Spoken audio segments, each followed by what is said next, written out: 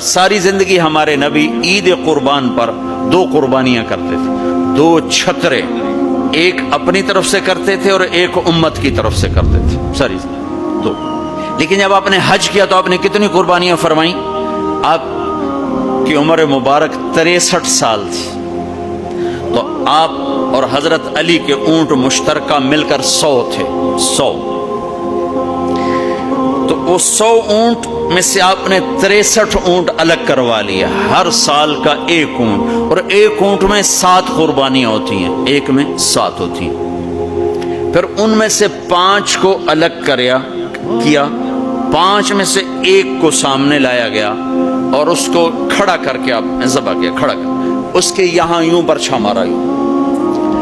तो यहाँ तो जानवर हो, बकरा हो, ऊंट हो, जब उसको बरछा लगता है तो वो शोर मचाता आ करता है, लेकिन जब वो उस ऊंट को लगा नबी के हाथ से बरछा तो उसकी खुशी से हाय निकली, और पीछे जो ऊंट खड़े थे उनमें जंग शुरू हो गई।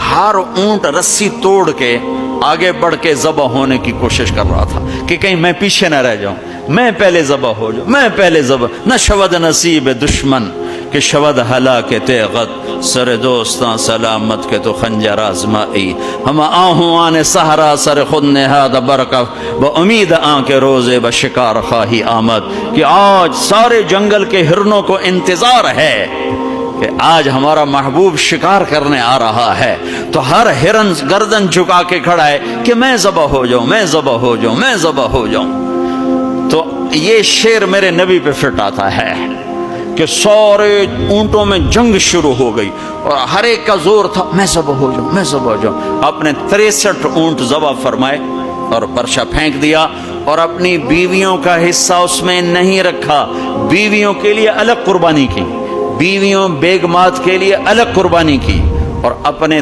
63 और 7 हर ऊंट में। और फिर यहाँ तक फरमाया कि अली जो गोश्त बनाए उसको मजदूरी गोश्त में से नहीं देनी, मैं अलग से दूंगा, इसका हर टुकड़ा अल्लाह के नाम पे जाना चाहिए। गोश्त में से मजदूरी भी नहीं दी, अलग से मजदूरी दी। और फिर फरमाया कि आओ भाई जो ले जाना चाहता है ले जाए। फिर फरमाया हज़रत अली से कहा एक एक बोटी सारे ऊंटों से ले लो और एक देग चढ़ा दो। तो वो एक एक बोटी सारे ऊंटों से लेकर देग चढ़ाई, फिर आपने उसके पकने का इंतज़ार किया। जब वो तैयार हो गई तो फिर आपने हज़रत अली ने चंद और सहाबा ने मिलकर उसका गोश्त खाया, शोरबा पिया,